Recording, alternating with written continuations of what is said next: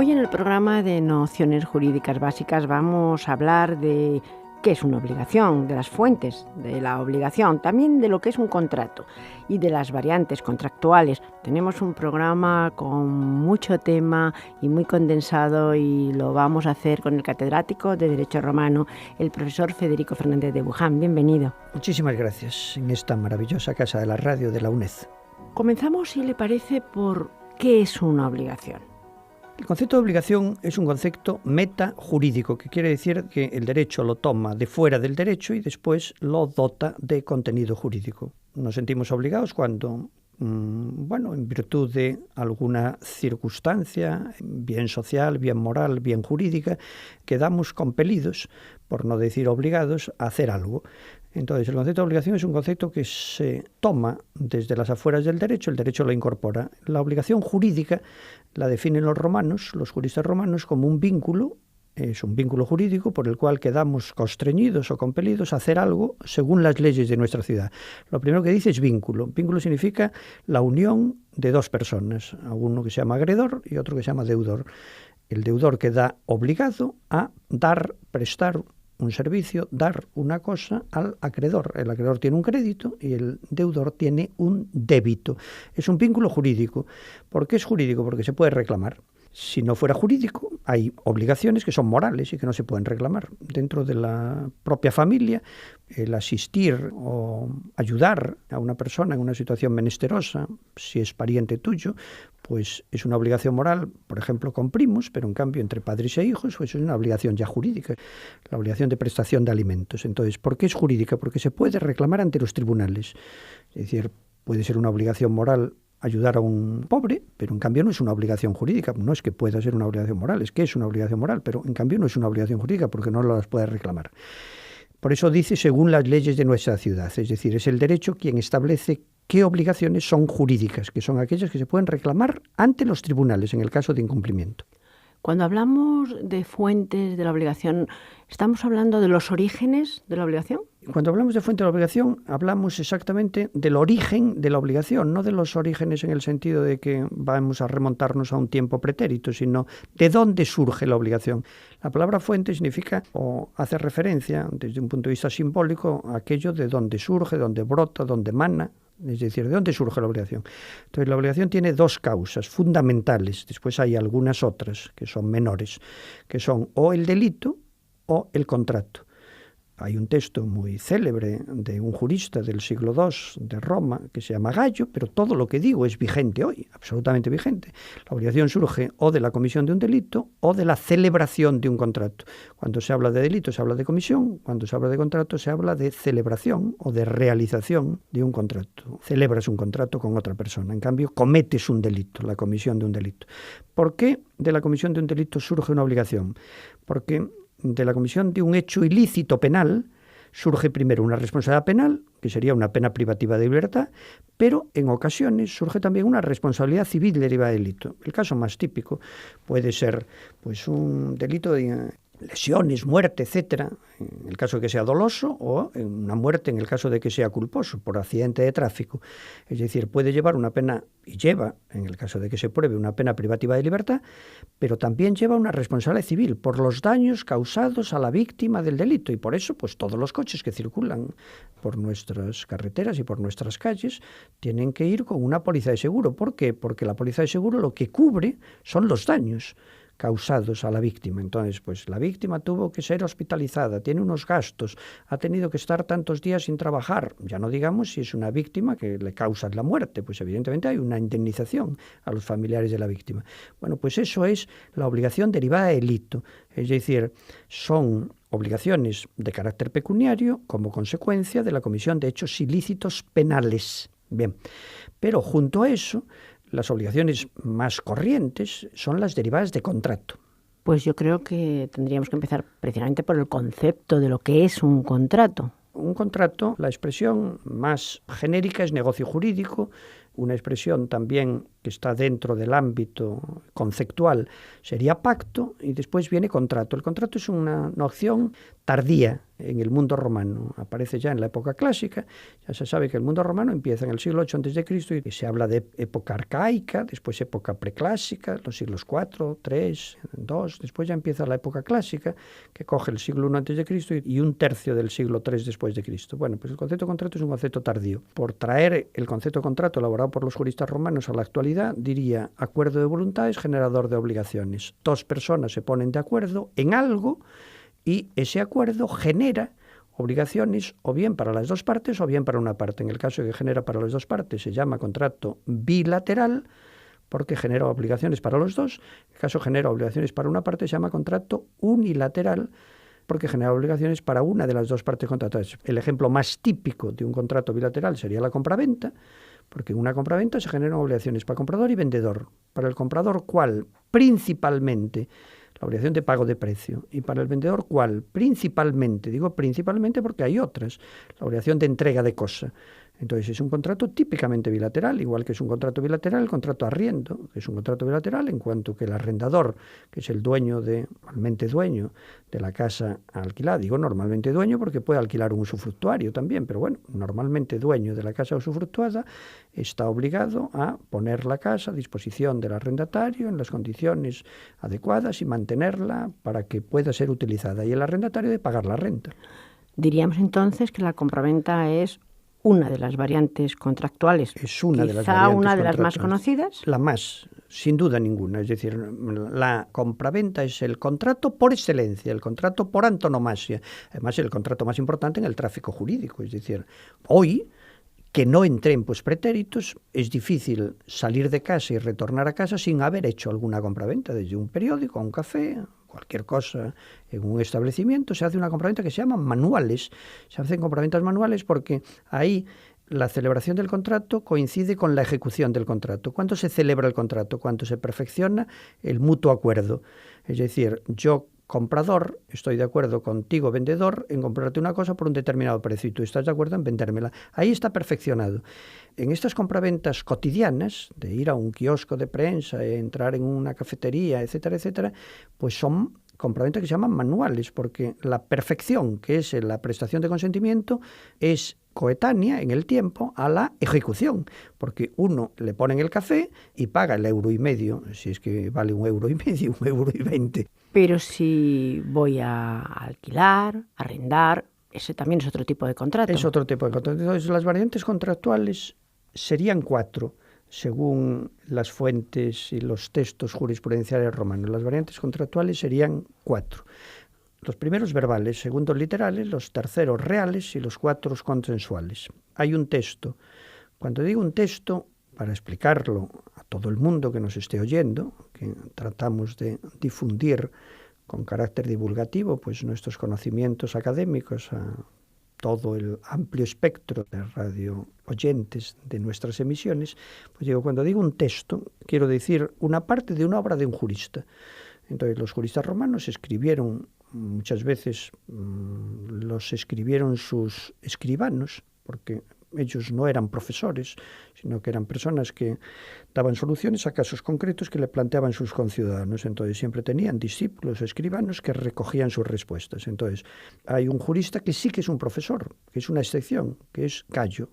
Pocos juristas ejercieron como profesores, pero Gallo, en vez de con 2 L's, con Y, es un jurista de fines del 2. Entonces este jurista tiene una obra que se llama Instituciones. Entonces, en un fragmento de esa obra dice, la obligación puede surgir de las palabras, puede surgir de la escritura, puede surgir de la entrega de la cosa o puede surgir del mero consentimiento. Y ahora vamos y cogemos ese texto de Gallo y lo trasladamos a las variantes contractuales y decimos, como remisión o conclusión, si la obligación surge de las palabras, el contrato es verbal. Si la obligación surge de la escritura, el contrato es literal. Si la obligación surge de la entrega de la cosa, el contrato es real. Rex, rei, cosa. Por eso se llama contrato real. Si la obligación surge del mero consentimiento, el contrato es consensual. Esta deducción que he hecho yo no es propiamente romana, porque los romanos no llamaban contratos a los formales y a los literales y a los reales les solían llamar préstamo. Pero la romanística, la diferencia que hay entre la doctrina romana y la romanística es que la doctrina romana son los juristas romanos, los propios creadores del derecho. La romanística, formamos parte de ella todos los que estudiamos de derecho romano desde el siglo XII, fines del XI, bueno, mejor, desde el propio XI, desde fines del XI, hasta hoy, porque la universidad ha surgido para estudiar derecho romano, solo. Absolutamente. La primera universidad del mundo es Bolonia. Y Bolonia surge para estudiar derecho romano. Y durante 2 siglos no se estudia nada que no sea derecho romano. Nada. Después empieza a aparecer otras materias, otras disciplinas, y después poco a poco se van constituyendo titulaciones, que es lo que después se llaman licenciaturas y hoy se llaman grados. La universidad surge para estudiar derecho romano.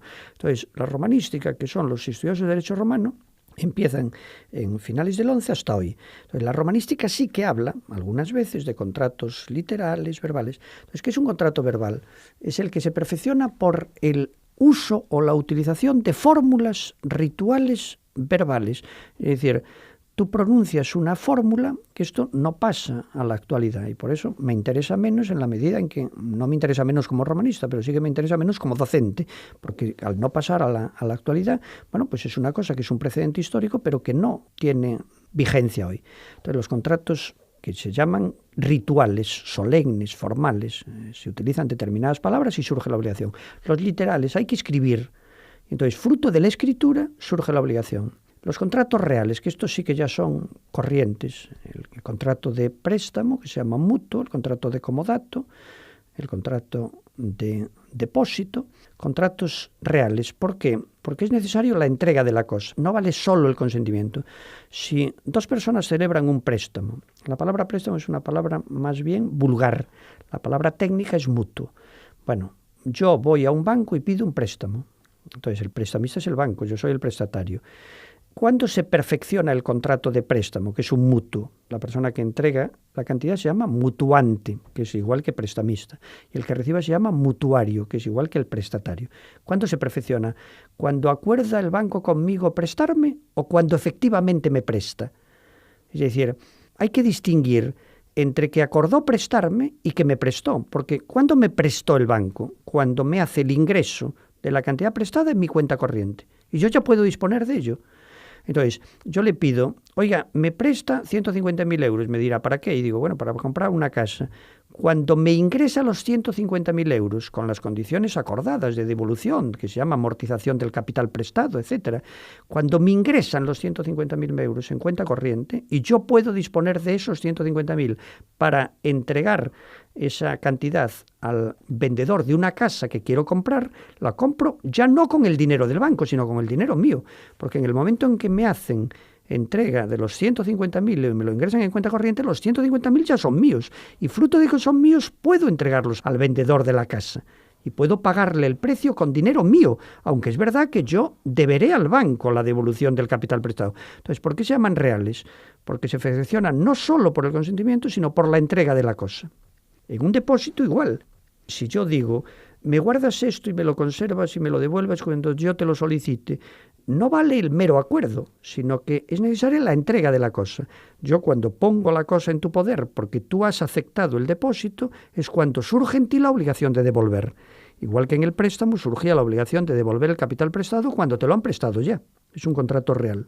¿Habría algún otro tipo de contrato, por ejemplo? Pues el mandato es un tipo de contrato. Sí, perfectamente. Entonces me quedan los últimos, la última variante. Es decir, dije que contratos reales son aquellos que se perfeccionan con 2 requisitos. Uno, el mutuo consentimiento, es decir, yo tengo que ir a un banco y decirle, oiga, me presta, y el banco me tiene que decir sí. O sea que todo contrato requiere el mutuo consentimiento, obviamente. Pero hay algunos contratos que además del mutuo consentimiento, los reales, que se llaman préstamos en Roma, en general, mutuo, comodato, depósito, prenda, requieren la entrega de la cosa.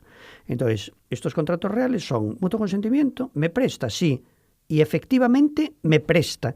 Es decir, traspasa el bien prestado del prestatario mixta al prestatario, es decir, cuando me ingresa la cantidad. Y hasta que me ingresa no surge en mí la obligación de devolver, porque ¿cómo va a surgir en mí la obligación de devolver con solo el acuerdo si todavía no me ha prestado? ¿Cómo voy a devolver lo que todavía no he recibido? En cambio, la cuarta variante de contrato se llaman consensuales, que son 4: compraventa, arrendamiento, mandato y sociedad.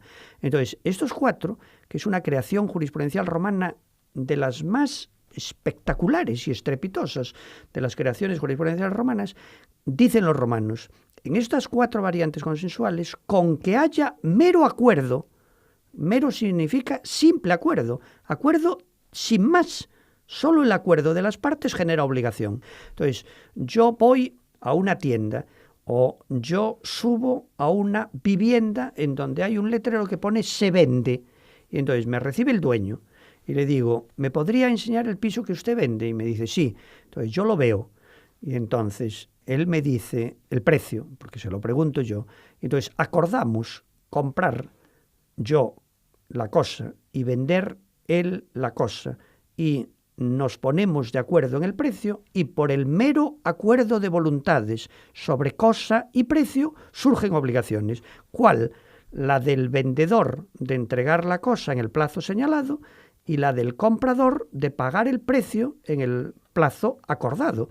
Es decir, no se necesita nada más. Igual en un contrato de arriendo. Es verdad que nadie hoy entra, nadie nunca se debe decir, casi nadie entra hoy en una vivienda alquilado sin firmar un papel, sin de alguna manera dejar constancia de ese contrato, etcétera. Pero lo que se puede decir absolutamente cierto es que el contrato de arriendo, igual que el contrato de mandato, igual que el contrato de sociedad, igual que el contrato de compra-venta, se perfeccionan por el mero acuerdo de voluntades.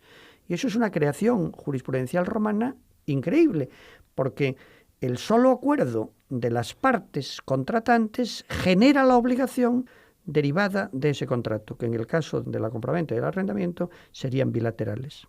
Y en cuanto a la sociedad, se me ocurre, cuando alguien contrae matrimonio, entra en una sociedad, ¿estaría dentro de estos supuestos o no? Matrimonio es un tema muy polémico. Vamos a ver, el matrimonio es una institución de derecho de familia. No estamos hablando de una institución de derecho patrimonial en donde yo me he referido. Es decir, yo me estaba refiriendo al ámbito que se llama derecho patrimonial, que es aquel ámbito del derecho que regula relaciones jurídicas que tienen un contenido económico, un contenido pecuniario. Entonces, hay canonistas que dicen que el matrimonio es un contrato, otros dicen que no, que es una institución distinta de un contrato. Nada parecido con una compraventa ni con un arrendamiento, a pesar de que se habla de sociedad conyugal, ciertamente, pero más bien donde se constituye una sociedad, en el caso del matrimonio que se contrae bajo un régimen de gananciales, es en el patrimonio que se adquiere con posterioridad a la celebración. Es el patrimonio que se adquiere con posterioridad a la celebración del matrimonio. Es decir, en el régimen común español, si las personas se casan sin decir nada, el régimen patrimonial es una sociedad de gananciales, que es todo lo adquirido por el marido o por la mujer, por las personas que contraen matrimonio, con posterioridad a la celebración del matrimonio es de los dos. Pero, bueno, sociedad propiamente dicha, ¿qué es una sociedad? La sociedad es un contrato en virtud del cual varias personas acuerdan reunirse para perseguir e intentar alcanzar un fin común a todas ellas. Eso es un contrato de sociedad. Entonces, es un contrato de pluripartes. Es decir, ya no son dos, sino varias partes. Y entonces todas se reúnen y es un contrato consensual también, aunque muchísimas veces. Claro, aquí hay sociedades civiles, asociaciones, sociedades mercantiles. Las sociedades mercantiles son las que tienen ánimo de lucro. Dentro de las sociedades mercantiles las hay personalistas y no personalistas. Las no personalistas pueden ser la típica, la sociedad anónima, la sociedad de responsabilidad limitada. Pero la idea es que varias personas se reúnen entre sí para conseguir un fin lícito y común al interés de todas ellas. Yo creo que para acabar, simplemente decir que de lo que hemos hablado hoy es algo que hacemos a lo largo de nuestra vida en diversas ocasiones, en muchísimas ocasiones, y por lo tanto es conveniente acercarse a ello, por supuesto el estudiante, nuestro estudiante, pero también aquel que simplemente es un ciudadano. Así es. Muchísimas gracias. Gracias a ustedes.